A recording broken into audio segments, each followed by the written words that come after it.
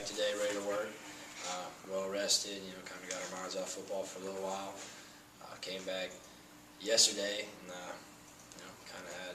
came back Sunday, and yes, came back Sunday and had a good workout, had a good practice.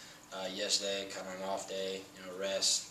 Started looking over film, started looking over the game plan. Came back today, had a great practice. Obviously, you know about the Tiger Stadium environment. How do you get your teammates to know what you know? It's really hard to explain. We're in there at practice, having the speakers as loud as they can possibly go, and I'm looking at people at time like this still isn't going to be as loud as it's going to be. And it's something that's hard to fathom when you haven't been around it, but it's definitely something you have to mentally prepare for. Is it fun? In Kentucky and things like that, there were some false starts and things, and a lot of it's credited to the atmosphere there. Tiger Stadium's probably going to be a lot louder than even Kentucky. So is it a concern for you?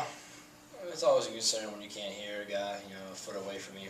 But we got a plan. We're going to execute. We'll be fine. Is it fun to play in an atmosphere like that? Yeah, absolutely, absolutely. It's one of the greatest atmospheres in college football. As someone who's been there twice, I can tell you it's electric. It's fun to play there, but it's definitely something you have to get over and something you have to manage.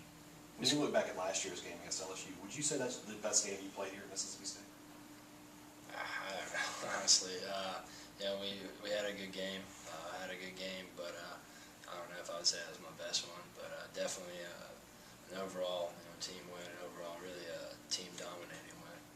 Do you expect any carryover from that last year? I mean, can you learn anything from that you can use this year? They have like 6 starters coming back that had last year. So guys we played against. Definitely a different offense that we're going to be running, but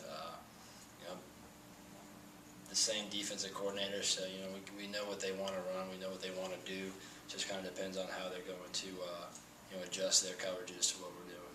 You scored 4 touchdowns last year. You were counted for 4 touchdowns last year. I'm pretty confident they're going to make somebody else beat them this year. What are your feelings about that?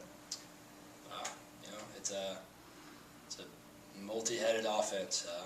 If they want to shut down one part of it, then the other parts are going to take over and beat you there. So it's not really shutting down one part of it. It's kind of shut down the whole thing. Speaking of carryover, what can you guys take from what you did well against Auburn into this week against LSU? You take what the offensive line did to a very good defensive line, and you apply that here. Obviously they have the capability to do it. They have the capability to move people out of the way, create huge holes, and play a full game that well. So we're really looking for that to kind of carry over into the bye week. We kept on working on it and carry over to this week. Appreciate it, State.